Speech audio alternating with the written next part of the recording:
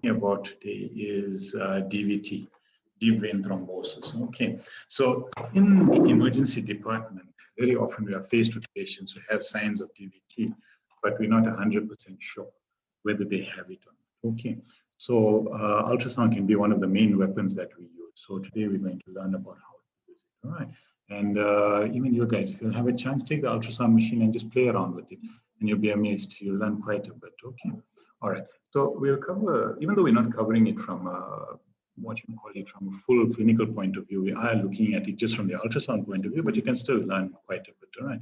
So the question is, why use ultrasound to check for DVT? All right. So it's to confirm clinical suspicion, because a swollen, painful leg can have multiple differentials. All right, it could just be soft tissue injury, it could be underlying tumor, it could be an abscess, it could be cellulitis, it could be a DVT as well. So just put up my pointer over here. Did I resume? I can't remember if I'm still recording. 1 second. Oh, it is recording. Sorry. No, sometimes I forget to start the recording and then I have to go back and make a recording later on. Okay. And then sometimes we get patients who have pulmonary embolism, all right, which is of course life-threatening. And this helps you to look for the source of that. All right, so where could those emboli be coming from? And once you confirm, then you speed up treatment. Okay, because if you've got an abscess, for example, it needs IND, but if you've got a DVT, then you know you need to give the patient anticoagulant to break down that thrombus. Okay, so it just helps us to speed it up. For those of you joining on Zoom, we've got 2 new students with us that are sitting here. They're the only 2 who've joined me. So that's why I might be going a bit slowly just to explain to them, all right? So my apologies for that. Okay, so first let's look at the anatomy. So I'm not sure if everybody can remember the anatomy, but in any case, so we've got the external iliac vein, all right, that feeds into the IVC, all right, and then you've got the and then you've got the femoral vein, all right, deep vein of the thigh, saphenous vein also should be coming. And then behind that you've got the popliteal vein, and the popliteal vein splits into 3, right? Fibula, anterior tibia, posterior tibia. Okay, so that's just a very basic overview. So let's ask a question. If we put a thrombus inside you, so let's put a thrombus, okay, and we're going to reason it out as to what could happen. So let's put something inside here. All right, let's put a thrombus there. Nice little thrombus. It's not taking up the whole place, but it is taking it up. What do you think is going to happen? Okay, so you're very right. So in other words, the diameter here has decreased, isn't it? And which way is blood normally flowing? Right, so that's the way that blood is flowing, agree? So you've got blood that's coming up all the way from here, and then it kind of gets there, and then there's like a little traffic jam. So what do you expect to happen to these veins at the bottom? Very good, excellent. All right, so you start getting this widening, all right? Kind of like a traffic jam, all right? So this little vein that would normally be about that size now starts expanding and expanding and expanding. And everybody has been stuck in a traffic jam before? All right, so imagine you're stuck in a traffic jam and there's no way to go out over here. What starts happening? It starts building up pressure, right? So it starts building up pressure, right? So have you ever felt your veins like on your hand? Try and press them. Quite easy, isn't it? They collapse quite easily. So what do you think would happen if the pressure built up? Do you think you could collapse them so easily? All right, very good. That's basically ultrasound in terms of DVT. Okay, so what's happening is that what they've described is 100% right. So you get this vein that starts dilating, right, all the way down. And then we would normally put our ultrasound up here to have a look at the vein. And normally, if we put any pressure on the vein, it would just collapse. As we push it down, which we'll see just now, it would just collapse. Now, when we put in pressure, it's not collapsing. So those are the 2 things that we're going to look for. We look for this vein that's dilated, and we look for this vein that we can't collapse no matter how hard we try. Okay, and that's basically how we learn whether there's a DVT or not. Okay, so very good, guys, quite well. All right, so not to worry. Okay, so let's move on to the next part. All right, so we know the basic principle of what we're going to look for, but knowing the basic principle and actually seeing it are 2 different things, right? That's why ultrasound sometimes can get a bit tricky. Okay. So this is just another one, right? Now, the thing is, this is when we place the patient. how are we going to actually see the structures, all right? So when we place the patient, we kind of place them, looking upwards with the legs slightly flexed at the hip and then flexed at the knee as well, right? And then what we do is we first start with the probe along there. So the probe is placed along there, and then we slowly go down. We're going to watch a video of how it's done now. And what we're looking for is either we'll be able to see the thrombus inside, or we'll start seeing signs of a DVT, which means we'll start seeing dilation and non-compressible veins. Okay. Now that's when we want to check the upper segment, all right? And when we want to check the lower segment, we're basically looking here. So we place the probe behind the knee, and we start looking for the popliteal vein, and we start following it until it gets to this trifurcation. And again, we're looking for the same thing. We're looking for dilation and a lack of compressibility, all right? So those are the things that we're looking for in order to see that we have a DVT or we don't have a DVT, okay? So, Tim, sorry, I know you're busy with the patient over there, not too worried. Okay, so you didn't miss much. If you want to, you can always catch up on the video later. So now we're going to look at a video that talks. A linear array transducer with a venous exam type is used to perform a lower extremity deep vein thrombosis ultrasound exam. At least 3 evaluation sites are necessary. Common femoral vein at the saphenofemoral junction, confluence of the proximal deep femoral vein and the superficial femoral vein, and the popliteal vein. The patient is in a supine position with the leg in slight external rotation and flexion. Place the transducer in a transverse position with the orientation marker to the patient's right side at the level of the inguinal ligament. The 3 structures of the femoral triangle are visualized: the common femoral artery, common femoral vein, and greater saphenous vein. The common femoral artery is round and pulsatile, and the common femoral vein is thin-walled, oval in shape, and collapsible with compression. The greater saphenous vein confluence is observed at the anterior aspect of the common femoral vein. With the transducer perpendicular to the skin, apply gentle downward compression until the vein collapses and the anterior and posterior walls completely touch. Slide the transducer distally to the level of the confluence of the superficial femoral and proximal deep femoral veins. Repeat the compression technique demonstrating complete collapse of the veins. Move the transducer to the popliteal fossa. From this approach, the popliteal vein will appear anterior to the popliteal artery. Repeat the compression technique. Because they've got a wonderful machine.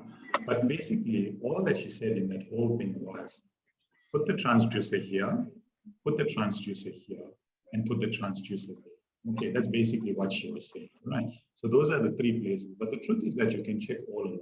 If you've got the time, you can check everything. But chances are a linear array. So it's actually quite easy to do an ultrasound examination in the ED to determine if a patient... Sorry, wasn't ready for that.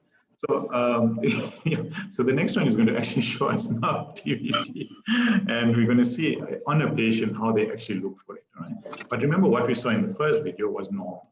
So in other words, those veins, there's nothing blocking them. So they collapse very easily, whereas an artery doesn't collapse. Right? So let's have a look now at right, so the scanning. So it's actually quite easy to do an ultrasound examination in the ED to determine if a patient has deep vein thrombosis, and this is a well-established practice of ultrasound. We're going to do a modified version of that for the ED exam, though. To set up for this examination, you want to tilt the gurney so that you're in a reverse Trendelenburg, so this encourages venous distension in the leg, so it's easier to visualize the veins with ultrasound. We're going to use a linear transducer for this examination, and the views that we do for this exam will just be in a transverse orientation only. So when you're setting up for this examination, make sure the orientation marker again is to the right. For this examination technique, we're going to use a compression technique where we just slightly compress the vein with some downward motion. When you set up the exam on the system, just select the exam key. Then from your menu, select the venous exam type and hit select. When you do this, you're optimizing the system so it's automatically configured for your best resolution of the veins. We're going to use a little bit of ultrasound gel, and we're going to assess two areas, the femoral area and the popliteal area. I'm going to start with the femoral area. We're going to place the ultrasound transducer at the inguinal crease in a transverse view. When I do this, immediately below the transducer in the ultrasound image, I'm going to see two anechoic structures. The one that's going to be more medial is the common femoral vein. The one that's more lateral is the common femoral artery. The way I can landmark this is by looking for the junction with the saphenous vein, or the long saphenous vein. And we see this emptying into the anterior aspect of the common femoral vein. And in this image, we actually see the venous valves separating the long saphenous and common femoral veins. So at this point, what I do is I just use my compression technique.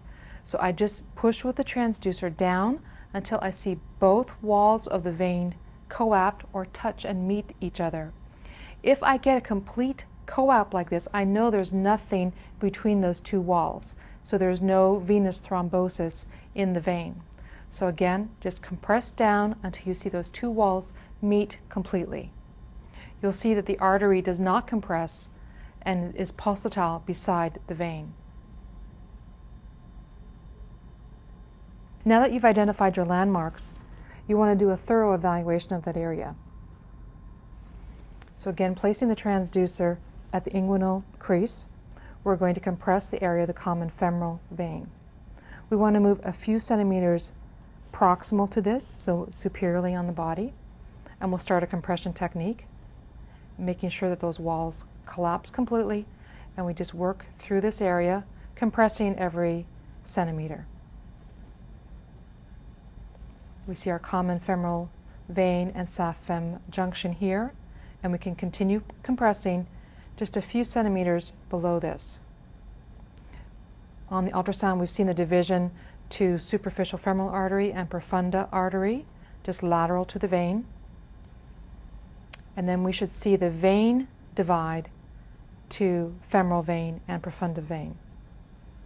Again, compressing all the way down until you see this junction. From here, I'm going to move down to the popliteal region. Just move the system down towards the knee, and we're going to actually go behind the knee, putting the transducer into the popliteal fossa. Once you've identified the popliteal artery and vein, mid-popliteal fossa level, you want to evaluate above and below this area to make sure you've evaluated all those areas for deep vein thrombosis.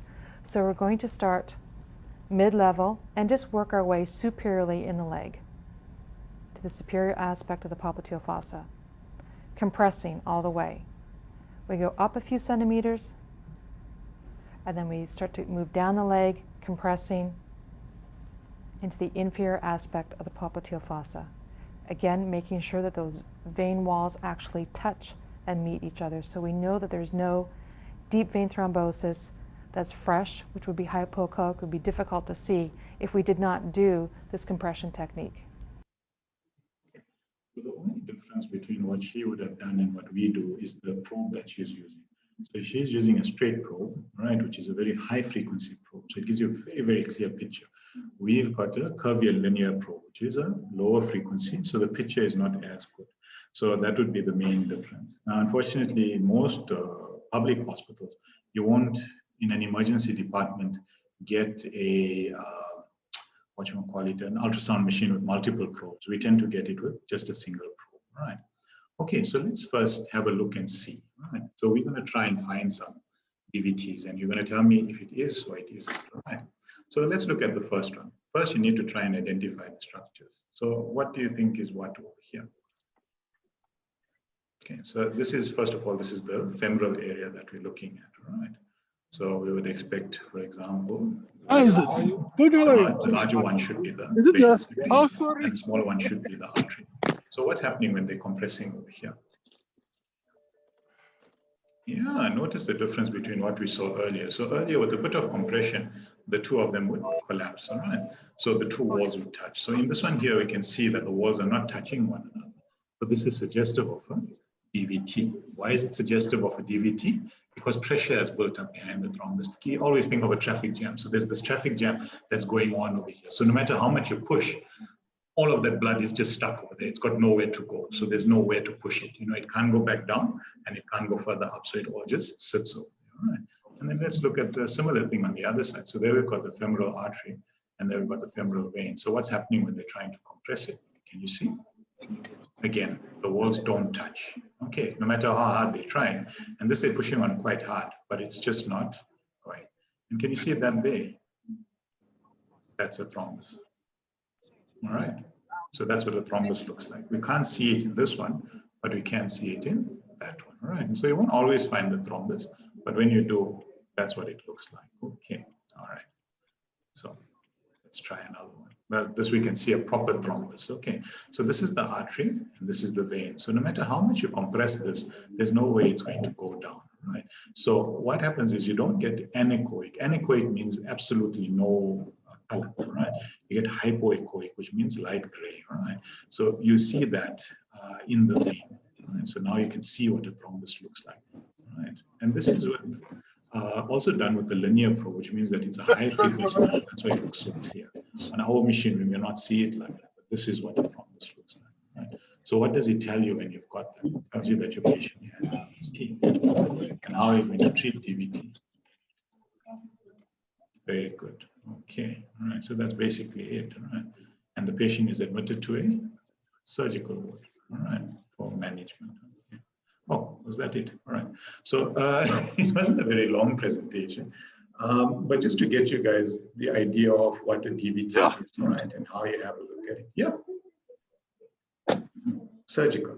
DVT goes through to surgical. Well, here at least at Madideni, I think in some hospitals, I know medicine does manage. Yeah, in some hospitals, medicine does manage them. There's no doubt. I'm just talking about Madideni itself.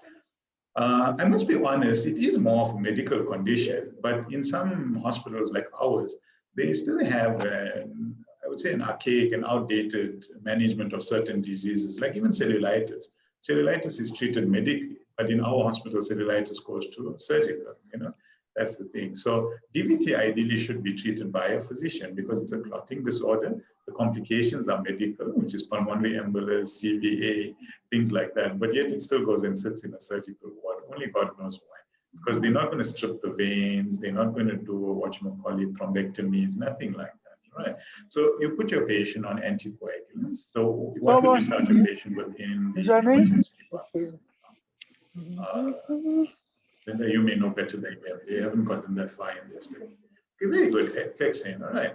Or basically one of the more novel anticoagulants, all right. So Clexane and Axopril, which were basically, it doesn't depend on your clotting profile. That's why we use Clexane, right? It doesn't affect your clotting profile per se, or you don't have to monitor INRs and PTs while you're using it. So you'd start the patient on 1 milligram per kilo, right, as a starting dose. But ideally, after that, you want to start the patient on warfarin in the ward, right? So your warfarin dosage as well will depend on the patient's size and things like that. The thing is, we don't generally start warfarin before Clexane. We start Clexane first, and then we start. What they found is that once you start warfarin first, actually your Clexane is of very little benefit.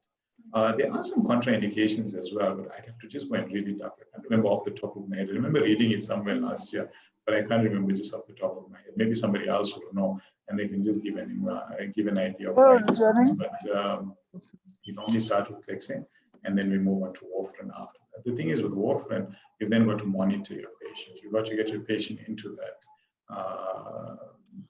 into the therapeutic range, your PTs, INRs, things like that, in order to break down these thrombi, all right? And once you're breaking down thrombi, there's always a possibility of embolization. So you have to be a little bit careful. But for most people, that doesn't really happen. The thing is, even though we admit all DVTs, the truth be told, it's the ones that are above the knee that are the most dangerous, simply because of the size of the vessel. It's a much larger vessel, so your emboli will be a lot larger. And those below the knee tend to be smaller, So in fact, you can't even treat them as outpatients sometimes, but I know in most hospitals, they prefer to treat them as an inpatient and make sure that nothing else happens. And then of course, you've got to think, why does your patient have a DVT? So this is when you go back to your criteria, your history, you try and see what is the patient on, is the patient taking certain medication, has the patient been exposed to certain situations. We're not really going to get into here, but I mean, that's what you need to look at. You know? But that you should have done before you get to your ultrasound. Your patient doesn't lie down and you put an ultrasound on them. You first do your history examination, you look for things like Bowman sign, all of that. And then eventually you get to this point. So actually DVTs are quite easy.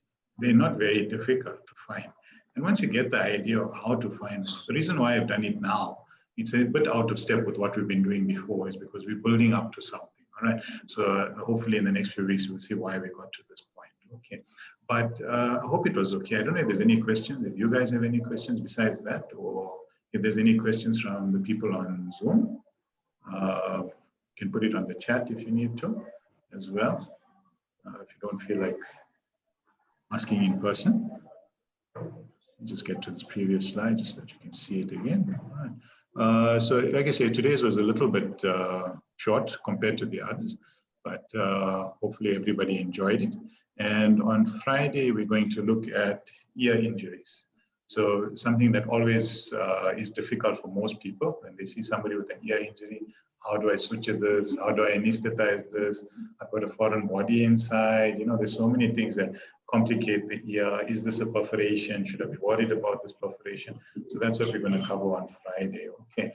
But for today, if there's no more, if there's no more questions, then I'll say thank you to everybody, and we'll end the meeting there. Okay. Thanks a lot, everybody. Thank you.